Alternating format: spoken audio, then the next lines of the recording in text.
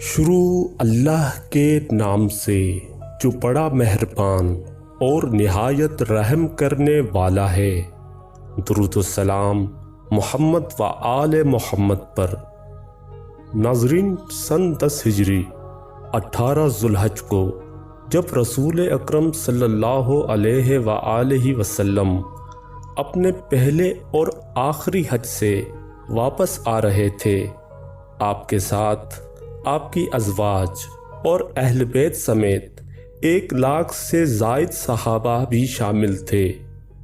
جب حضور اکرم مکہ اور مدینہ کے درمیان مقام حجفہ کے نزدیک غدیر خم، جو کہ پانی کے ایک چشمے کے پاس خوبصورت جگہ تھی، وہاں پہنچے تو حضرت جبرائیل علیہ السلام خدا کی طرف سے وحی لے کر نازل ہوئے، جو کہ سورہ مائدہ کی آیت نمبر 67 ہے، جس کا ترجمہ یہ ہے کہ اے رسول، تمہارے رب کی جانب سے جو حکم تم پر نازل ہوا ہے اس کی تبلیغ و اشاعت شروع کر دو، اور اگر تم نے یہ نہ کیا تو گویا رسالت کے فرائض کو پورا ہی نہیں کیا، اور خدا تمہیں لوگوں کے شر سے محفوظ رکھے گا۔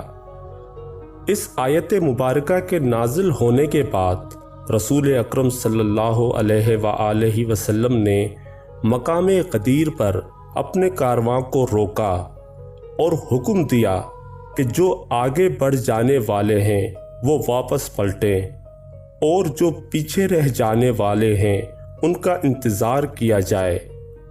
جب سب جمع ہو گئے تو حضور اکرم نے نماز ظہر کے بعد خطبہ فرمایا، جسے خطبہ غدیر بھی کہا جاتا ہے۔ آپ نے فرمایا، تمام تعریفیں خدا ہی کے لیے مخصوص ہیں، اور ہم اسی سے مدد مانگتے ہیں اور اسی پر ایمان لائے، اسی پر بھروسہ کرتے ہیں، اور نفس کی قدورت اور برے اعمال سے خدا کی پناہ طلب کرتے ہیں۔ وہ پروردگار جو گمراہ کی ہدایت نہیں کرتا اور ہدایت پسند کو گمراہ نہیں کرتا، اور میں گواہی دیتا ہوں کہ معبود برحق کے سوا کوئی خدا نہیں، اور محمد اس کا بندہ اور رسول ہے۔ اما بعد، اے لوگو، مجھے پروردگار لطیف و خبیر نے یہ خبر دی ہے کہ ہر نبی کی عمر اس کے پیشرو سے نصف ہوتی ہے، اور مجھے جلد ہی بلا لیا جائے گا اور میں لبیک کہوں گا، اور جب مجھ سے اور تم سے سوال کیا جائے گا تو تم کیا جواب دو گے؟ اس پر سب لوگوں نے جواب دیا کہ ہم کہیں گے، آپ نے پیغام خداوندی پہنچا دینے اور تبلیغ و رسالت میں جد و جہد کی، خدا آپ کو جزائے خیر دے۔ پھر حضور اکرم نے فرمایا، کیا تم گواہی نہیں دیتے کہ خدا کے سوا کوئی معبود نہیں، اور میں محمد اس کا بندہ اور رسول ہوں؟ جنت اور جہنم برحق ہیں، موت حق ہے، قیامت آنے والی ہے، اور خدا لوگوں کو دوبارہ قبروں سے زندہ اٹھائے گا۔ اس پر سب لوگوں نے یک زبان ہو کر کہا کہ ہاں یا رسول اللہ، ہم گواہی دیتے ہیں۔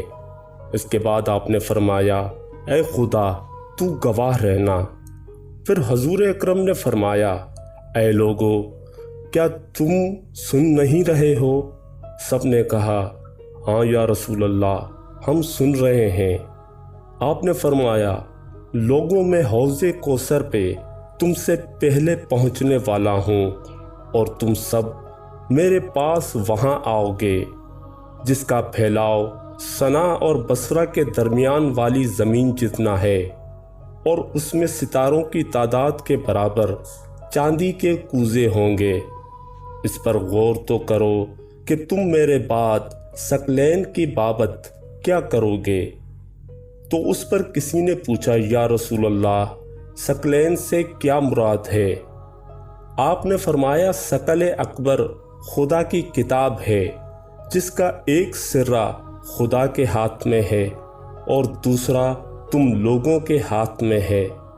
تم کتاب خدا سے وابستہ رہنا کبھی گمراہ نہ ہوگے۔ اور یاد رکھو ثقل اصغر میرے اہل بیت ہیں۔ رب لطیف و خبیر نے مجھے خبر دی ہے کہ یہ دونوں ایک دوسرے سے کبھی جدا نہ ہوں گے، یہاں تک کہ حوض کوثر پہ میرے ساتھ وارد ہوں گے۔ ان دونوں کے آگے بڑھنا یا کوتاہی کرنا ہلاکت کا سبب ہے۔ اس کے بعد رسول اکرم صلی اللہ علیہ وآلہ وسلم نے حضرت علی علیہ السلام کا ہاتھ پکڑ کر اس قدر بلند کیا کہ آپ کے دونوں بغل کی سفیدی ظاہر ہونے لگی۔ پھر آپ نے حضرت علی علیہ السلام کو بلند کر کے فرمایا، اے لوگو، مومنین کے نفسوں پر اس سے زیادہ کس کا حق ہے؟ سب نے جواب دیا، خدا اور رسول بہتر جانتے ہیں۔ اس پر آپ نے فرمایا کہ بے شک اللہ میرا مولا ہے اور میں مومنین کا مولا ہوں۔ میں ان کے نفسوں پر ان سے زیادہ حق رکھتا ہوں، اور جس کا میں مولا ہوں اس کے یہ علی مولا ہیں۔ اور اس جملے کو حضور نے 3 یا 4 مرتبہ دہرایا۔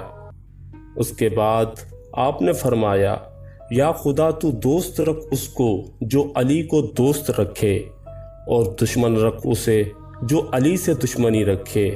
اس سے محبت کر جو علی سے محبت رکھے، اور اس سے نفرت کر جو علی سے نفرت کرے، اور اسے چھوڑ دے جو علی کو چھوڑ دے، اور حق کو ادھر ادھر موڑ جہاں جہاں یہ علی مڑے۔ اور اے لوگو، اچھی طرح سن لو، یہ پیغام جو حاضر ہے وہ غائبین کو پہنچائے۔ اس پر حضرت جبرائیل علیہ السلام یہ آیت لے کر نازل ہوئے، جو کہ اسی سورہ یعنی سورہ مائدہ کی آیت نمبر 3 ہے، اور جس کا ترجمہ ہے، اے پیغمبر، آج میں نے تمہارے دین کو کامل کر دیا، نیز تم پر اپنی نعمت بھی پوری کر دی، اور دین اسلام کو تمہارے لیے پسند کر دیا۔